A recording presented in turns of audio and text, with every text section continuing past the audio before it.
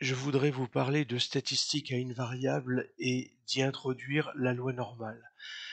Alors, je vous renvoie déjà à la playlist des statistiques niveau seconde pro, première bac pro.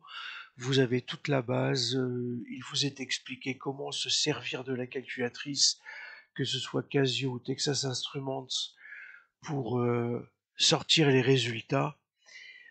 Ici, je voudrais commencer à aller plus loin et partir sur la loi normale. Tout d'abord, ce que je voudrais vous dire, c'est que si j'ai une population, cette population, ça va être l'univers, ce qu'on appelle oméga. Et de oméga, on va pouvoir tirer des résultats en faisant parler les chiffres. C'est une moyenne et un écart type.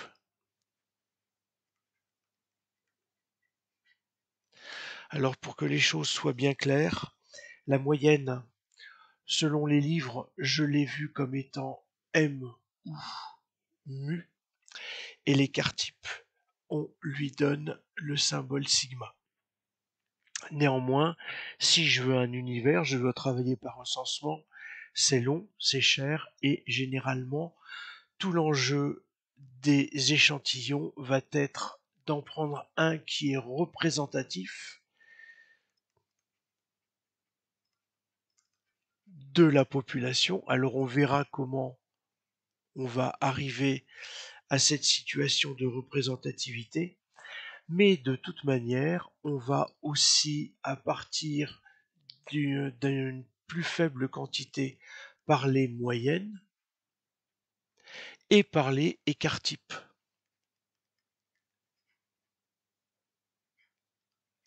La moyenne, à ce moment-là, c'est le fameux X-bar que vous avez sur la calculatrice, mais c'est le S, petit s, que vous avez sur la calculatrice, et ils sont inversés. C'est-à-dire que la calculatrice vous donne sigma comme étant l'écart type de l'échantillon.